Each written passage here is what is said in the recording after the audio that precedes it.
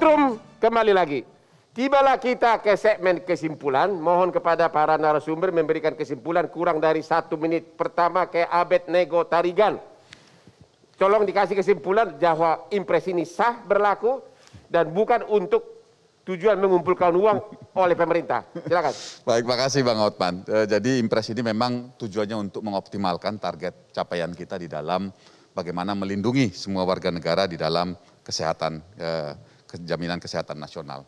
Kemudian yang kedua, bahwa impres ini tidak hanya berkaitan dengan pembebanan kepada masyarakat, tetapi juga banyak pembebanan kepada pemerintah itu sendiri. Misalnya bagaimana Kementerian Tenaga Kerja harus secara aktif mengevaluasi bagaimana pemberi kerja melakukan pembayaran. Kepada Kementerian Pertanian agar memastikan seluruh pendamping pertanian itu ikut di dalam program jaminan kesehatan nasional. Jadi ada banyak perintah di dalam impres ini yang menginstruksikan kepada kementerian lembaga agar melakukan peningkatan sesuai dengan bidang tugas masing-masing dan peluang-peluang yang bisa dilakukan. Jadi Kementerian Desa misalnya Bang Hotman, itu juga ditugaskan bagaimana dana desa bisa dioptimalkan agar kepesertaan ini juga bisa berjalan dengan baik. Jadi ini instruksi yang menyeluruh yang juga kepada BPJS itu diminta untuk meningkatkan literasi, pengetahuan publik dan lain sebagainya.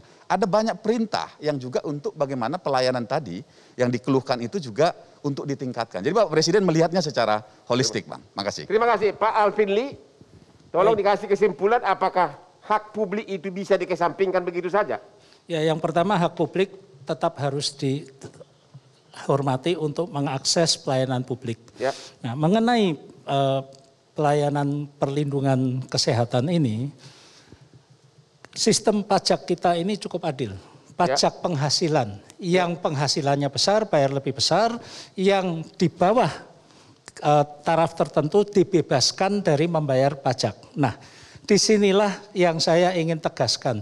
Bagi pemerintah yang melalui sistem perpajakan, penghasilannya tidak perlu bayar pajak penghasilan, ini juga sudah tidak harus bayar BPJS lagi. Kenyataannya yang tidak perlu bayar pajak penghasilan tetap harus bayar iuran BPJS dan bukan untuk dirinya sendiri, seluruh keluarganya tetap harus dibayar. Nah, alangkah baiknya kalau memang ini wajib bagi seluruh warga negara dan sekarang NIK juga sudah berfungsi sebagai NPWP, alangkah baiknya bahwa iuran BPJS ini diambilkan dari PPh yang dibayar. Jadi rakyat itu nggak usah bayar lagi. Jadi terima kasih kepada Pak Ali Gufron. Aku ada, tolong di kesimpulannya dijawab. Orang kalau mau jual beli tanah selalu diminta persetujuan istri atau suami. Pertanyaannya, apakah dua-duanya harus ikut bayar iuran BPJS suami istri agar bisa jual tanah?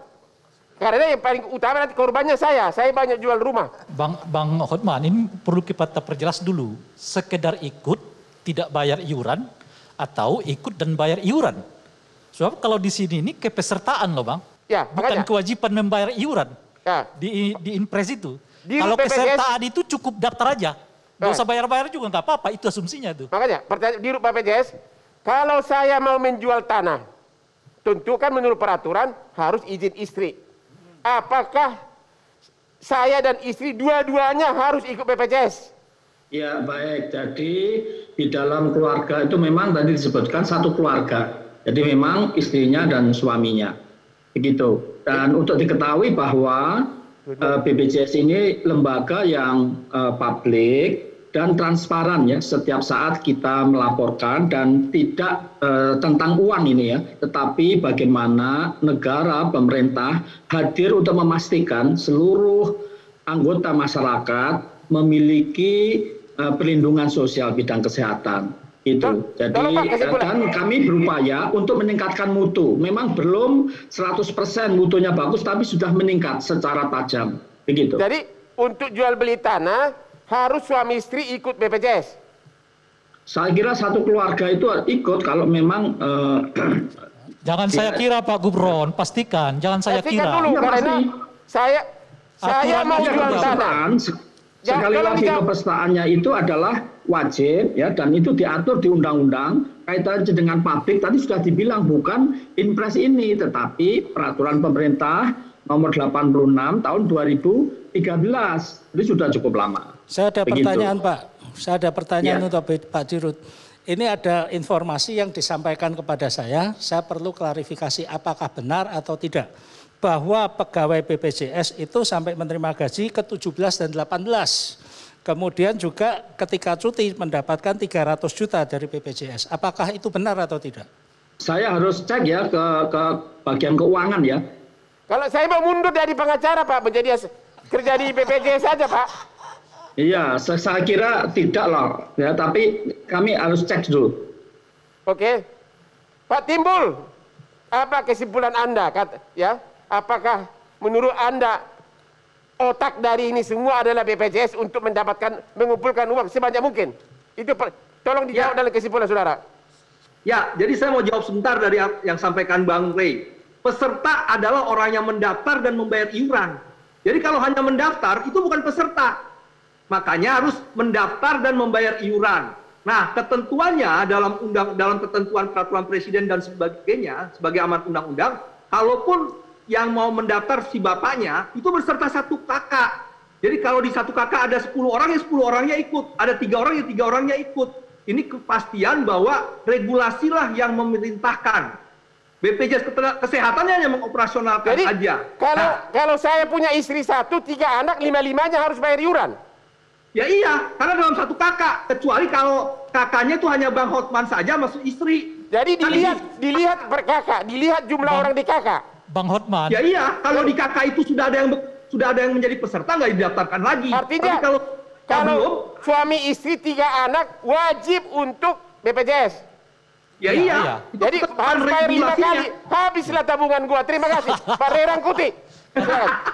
Kan tidak murah kan artinya Bang Hotman? Iya. Tidak murah. Kalau saya sendiri 50.000. Iya. 3 anak 200.000. Ya. 1 istri 250.000. Kan layak kalau saya jual tanah dulu baru saya bayar iuran BPJS. Kalau nggak mampu Bang ada PBI Bang.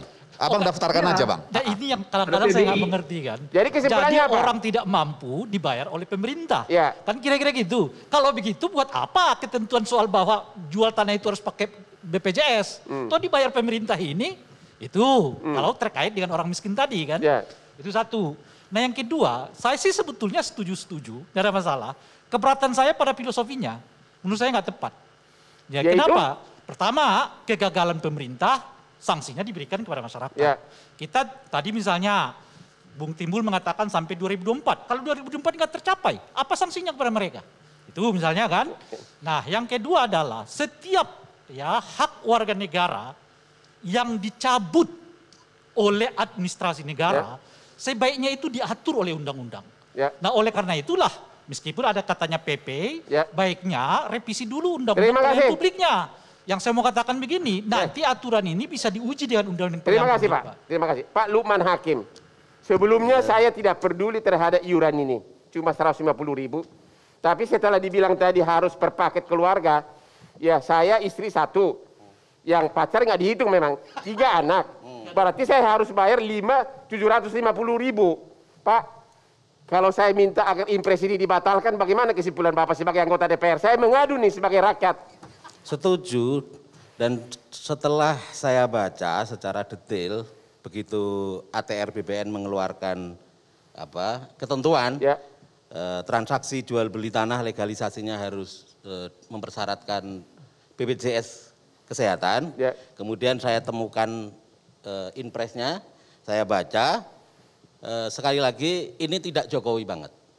Jokowi itu, beliau itu orang yang satu, tidak ada sejarah memaksa-maksa. Kedua, sayang sama rakyatnya. Jadi kesimpulan Bapak apa nih? Kesimpulan saya, mau diperjuangkan dicabut? Oh pasti, pasti. Karena apa? Karena impres ini lebih dominan isinya adalah penggunaan kekuasaan negara hampir secara sewenang-wenang, mohon maaf, yang menerabas, membuat banyak aturan berpotensi dilanggar, merugikan rakyat.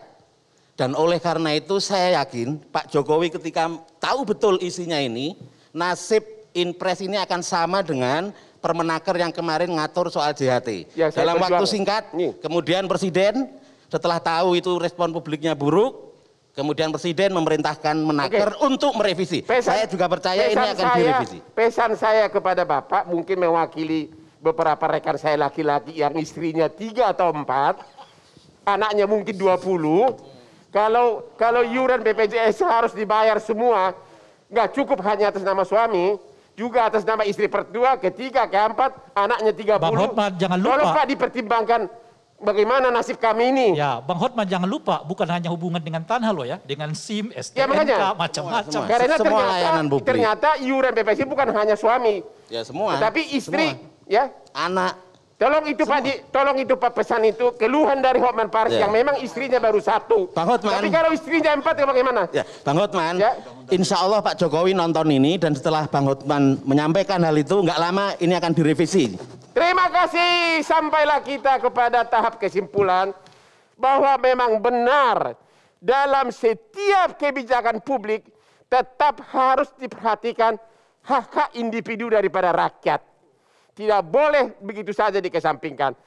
Demikianlah kesimpulan dari acara Hot Room malam ini. Dan terima kasih kepada seluruh peserta narasumber termasuk juga yang melalui Zoom. Jangan lupa menonton Hot Room tiap hari Rabu malam jam 9.30 hanya di Hot Room Metro TV.